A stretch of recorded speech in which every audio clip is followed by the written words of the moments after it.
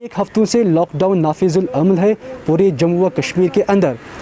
अब चूँकि लगातार केसेस आ रहे हैं हर गुज़रते दिन के साथ, अब जम्मू व कश्मीर इंतज़ामिया की तरफ से जो लॉकडाउन का मसला है, लॉकडाउन को कई एक दिनों के लिए फिर से एक्सटेंड किया गया है, यानी कि मज़ीद कुछ दिनों के लिए मज़ीद एक्सटेंड किया गया है। अब चूँकि लॉकडाउन पहले से ही इम्प्लीमेंट था, अब उसको एक्सटेंड कर दिया गया है। अब 31 मई तक ये लॉकडाउन नाफिजुल अमल रहेगा।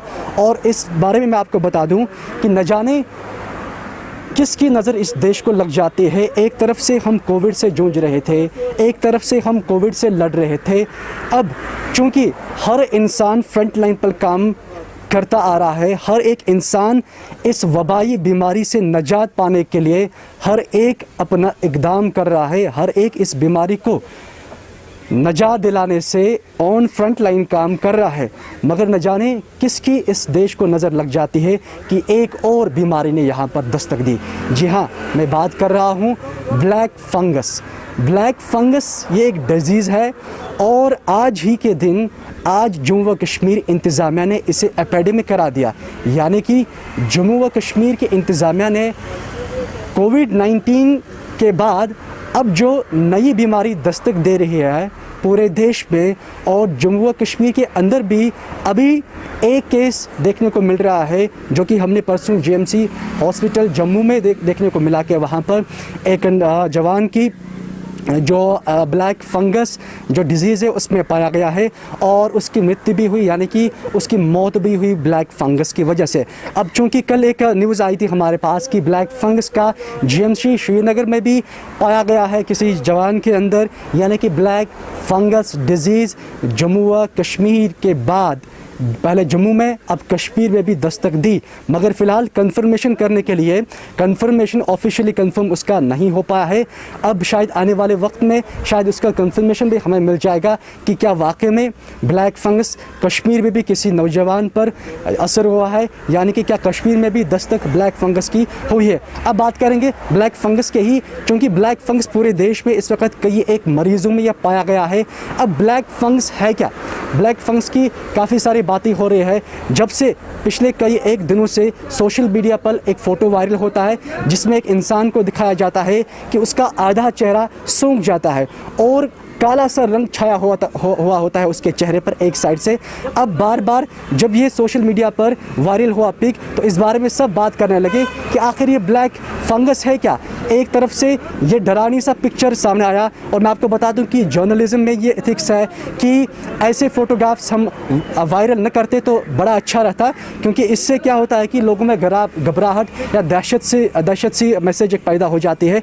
तो बहरहाल जब ये वायरल हुआ फेसबुक पर, तब कई एक लोगों ने इस बारे में चर्चा करने लगे। तब कई एक लोग इस बात से खूब ज़्यादा हो गए कि आखिर ये हो क्या रहा है, क्योंकि एक तरफ से पूरा देश, पूरा जम्मू व कश्मीर इस कोविड-19 से लड़ रहा है, इस कोविड-19 से निजात पाने के लिए हर इक़दाम कर रहे हैं, मगर दूसरी तरफ से एक और डिज़ीज़ ने पूरे देश के साथ साथ जम्मू व कश्मीर में भी अब दस्तक दी है। अब कोविड-19 के बाद अब ब्लैक फंगस क्या है? माहिरान का मानना है कि ब्लैक फंगस एक डिज़ीज़ है। जैसे कि मैंने पहले कहा, जम्मू व कश्मीर ने इसे एपिडेमिक करार दिया आज के दिन। अभी कुछ वक्त पहले जम्मू व कश्मीर के इंतज़ामिया की तरफ से ये ऑफिशियली बयान आया कि जो ब्लैक फंगस है वो एक एपिडेमिक है, यानी कि कोविड-19 के बाद वो भी एक वबाई बीमारी है।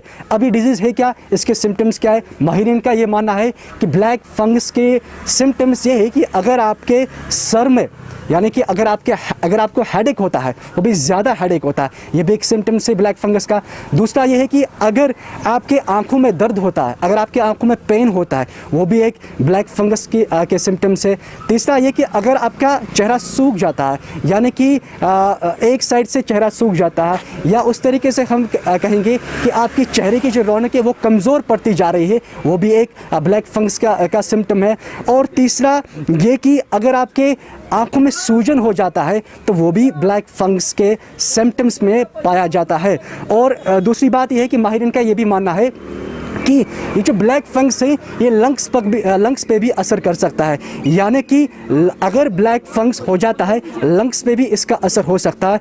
और ये भी माहिरीन का मानना है कि ब्लैक फंगस जब वो असर करता है, जब आपका हेडेक ज़्यादा होता है तो खुदा ना खास्ता उससे ये ब्रेन में चला जाता है, ये डिजीज़ जो ब्लैक फंगस है ये ब्रेन में चला जाता है, तो खुदा ना खास्ता उससे क्या होता है कि उससे उसका वो कोमा में भी चला जा सकता है, यानी कि वो फाइनल स्टेज, आखिरी स्टेज भी हो सकता है और उसकी वजह से उस वक़्त उसकी मृत्यु भी हो सकती है, यानी कि उसकी मौत भी हो सकती है। अब ये बीमारी भी ख़तरनाक एक तरीके से मैं कहूँगा साबित होती आ रही है, क्योंकि कई एक रियासतों में हमने देखा, कई एक देश के रियासतों में हमने देखा कि वहाँ से खबरें मौसूल हुई कि ब्लैक फंगस कई एक मरीज़ों में पाया गया है।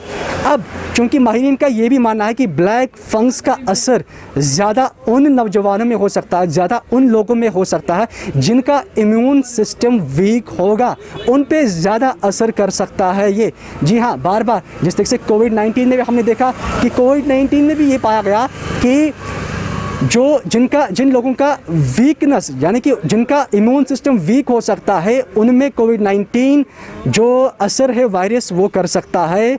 और उसी के साथ साथ अब हमने देखा कि ब्लैक फंगस की वजह से ये भी असर कर सकता है ज़्यादा उन लोगों में, ज़्यादा उन मरीज़ों में जिनका इम्यून सिस्टम वीक होगा। और मैं आपको ये बात भी बता दूं कि जिन लोगों के डायबिटीज़ होगा, यानी कि जो डायबिटीज़ पेशेंट होगा और अनकंट्रोल्ड होगा, तो उसमें भी ज़्यादा लाक है कि ज़्यादा ये वायरस, ये डिजीज़ जो है ब्लैक फंगस ज़्यादा असर होने को दिख सकता है।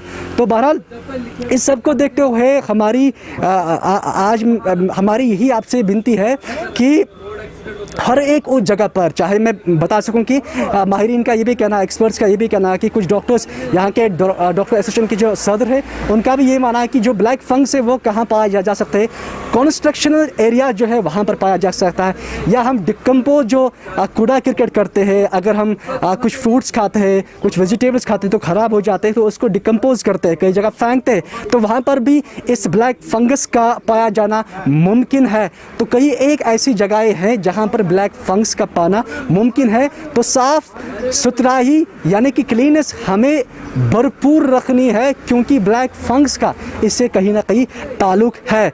अब जबकि कोविड-19 से हम एक तरफ से जूझ रहे थे, कोविड-19 से एक तरफ हम लड़ रहे थे, तो वही दूसरी तरफ अब एक और बीमारी ने दस्तक दी और वो है ब्लैक फंगस।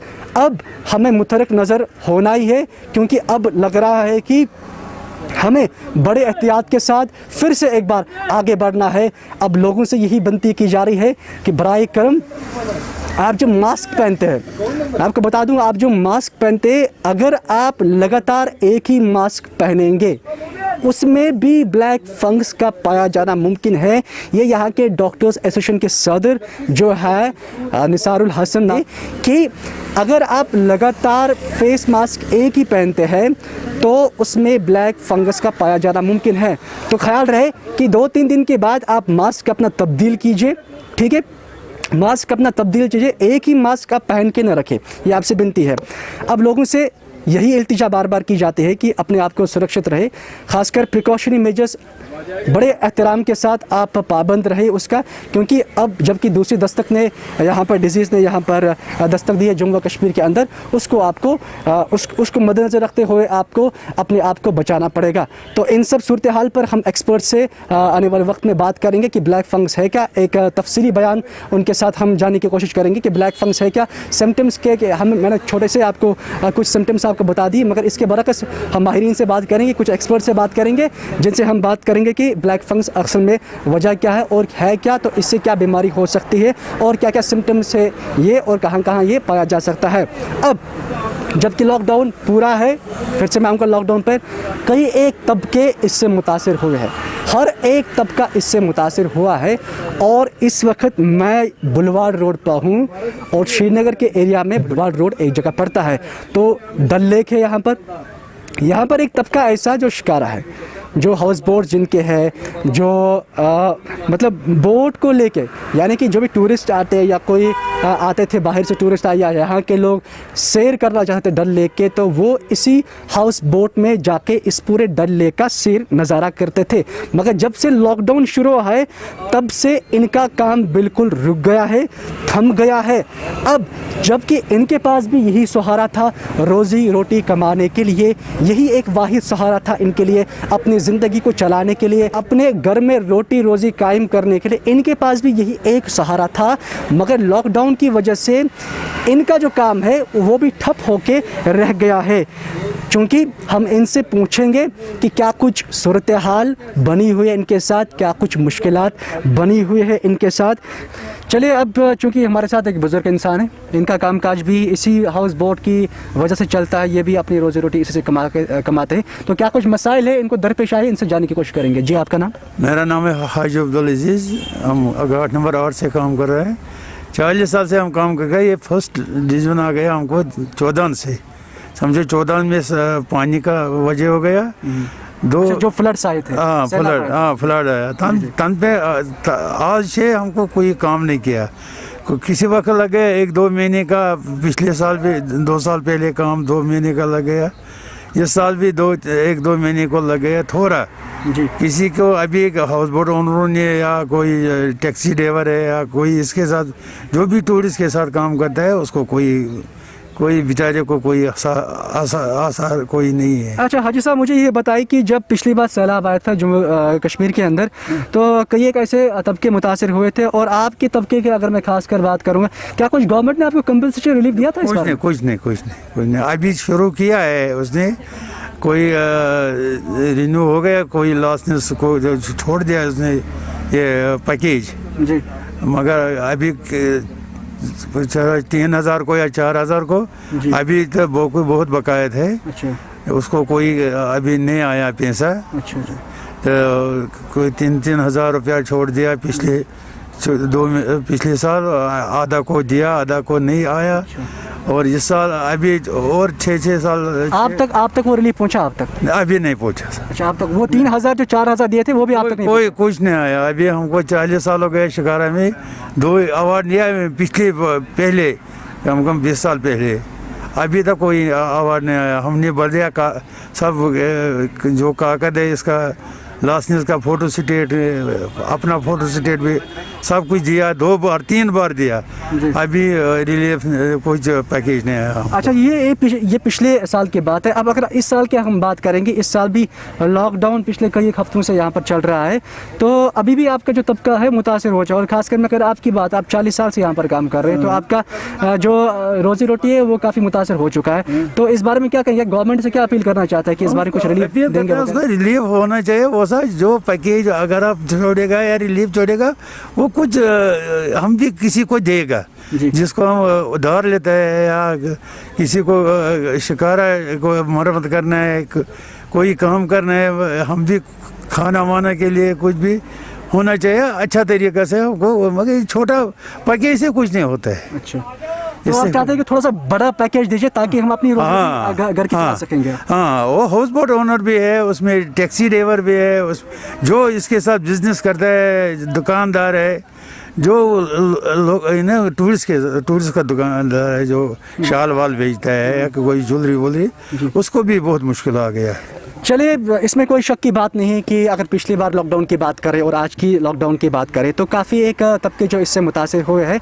अगर इनकी बात मानेंगे तो पिछली बार जब जम्मू कश्मीर के अंदर जब फ्लड आया था, तो उससे हर एक जो तबका मुतासिर हुआ था। तो उस दफ़ा क्या हुआ था कि गवर्नमेंट की तरफ से कंपनसेशन तो दिया गया था इन्हें, बट ये कह रहे हैं कि वो अभी आधों तक ही पूछा, यानी कि कुछ लोग उस रिलीफ से तो आरास्ता हुई है, मगर इन तक वो अभी तक वो रिलीफ नहीं पहुँचा है, चाहे वो 3,000 का मसला हो या 4,000 का मसला हो, वो अभी तक के पास नहीं पूछा। अब आज की अगर बात करेंगे, इस लॉकडाउन से ये आज भी मुतासिर हुआ है, इसमें कोई शक की बात नहीं, हर कोई तबका इससे मुतासिर हुआ। अब इनका यही मानना है कि गवर्नमेंट को चाहे कि वो हमारी तरफ भी ध्यान दे और इनके लिए भी कोई कंपनसेशन ऐसा जो जायज़ कंपनसेशन होगा इनके लिए, वो भी इनके लिए रास्ता करे, इनकी खिदमत में हाजिर करे ताकि वो अपनी रोज़ी रोटी कमा सके। तो ये इनका कहना है। तो फिलहाल के लिए आप बने रहे रियल कश्मीर न्यूज़ के साथ और मुझे दीजिए इजाज़त। अल्लाह हाफिज़।